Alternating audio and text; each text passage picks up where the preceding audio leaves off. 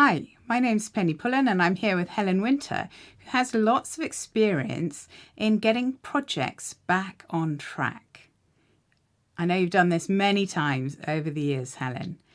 And so I've got some questions for you. The first one is, why do projects sometimes go off track? What are the main reasons behind that you've seen? Okay, so some of the main reasons is usually about whether the problem's been understood correctly. Sometimes I've found that it's very easy, especially people in the business, they know it day in and day out. They come up with what they think the solution is, and then sometimes the project can be formed around the solution. And that can mean is the trouble is that when other people get involved, if they don't understand what problem they're resolving, they don't necessarily know whether they're including everything that needs to be included, because scope has quite sort of a solutions a narrow focus. So that's kind of one of the big reasons.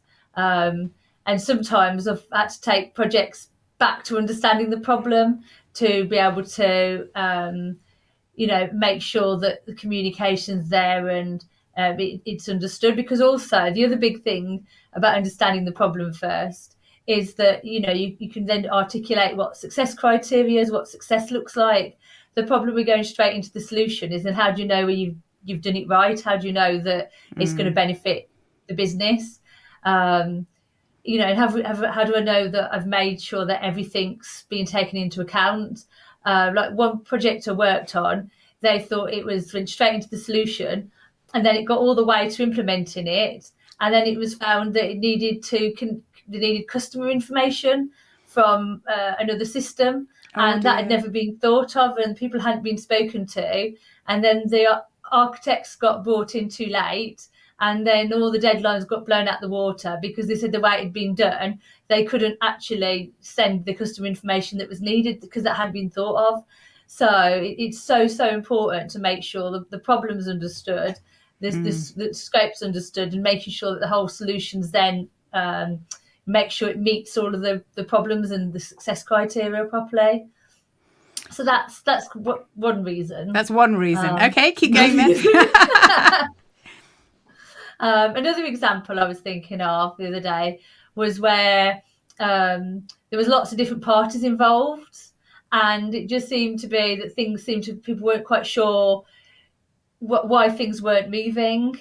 So I had to have lots of meetings to kind of understand why, and there was a couple of problems. One was that one of the sets of teams that needed to do something, they didn't understand what needed to be done.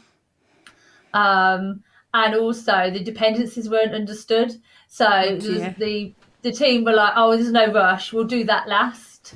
And the problem is when I looked at it, the very thing they wanted to do last was the thing that everybody else needed to be done first.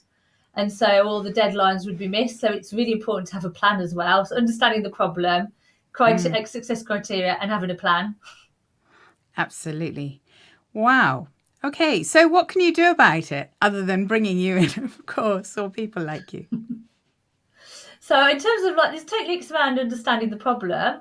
The big thing is that there's sort of questions that I recommend asking, especially if people are talking or thinking about the solution, is to then think, well, what does that mean to them? What would it significance of it have? And to really just keep asking the sort of, well, why would that make a difference? And why will having this enable me to do it? So it's just continually asking yourself those questions to get them to go up different levels.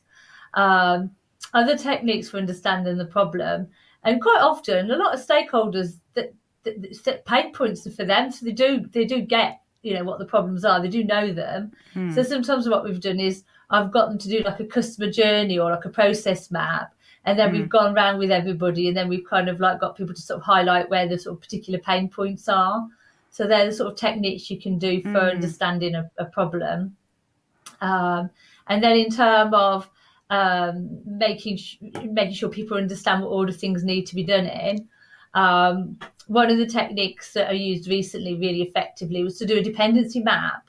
I used to do it with post-it notes where you can stick things and move things around, but I used, because of virtual working, just used PowerPoint, and then we're just able to move the notes around it in PowerPoint to get the dependency. That was quite good because I got everybody in across the different teams that were able to kind of show me, yeah, that has to be done before that. And we were able to draw it all out. And then that enabled me then to put a plan together. And then that was really good then, because once I put that all into a plan, the teams could then see if they didn't provide it by a certain deadline, then it affected everything else, which they hadn't got that appreciation before. That And then visual way of being able to see things is so powerful, isn't it? Yeah. And I actually gave them a copy of the plan, so they could actually just put in a change of date. So if they actually said, oh, what about this date instead, they could put it in themselves and they could see the knock-on impact. Oh, brilliant. And that really, really helped. And then the other thing that helped was I put a quality log together. So all the deliverables, we actually stated what the content was for each of the deliverables.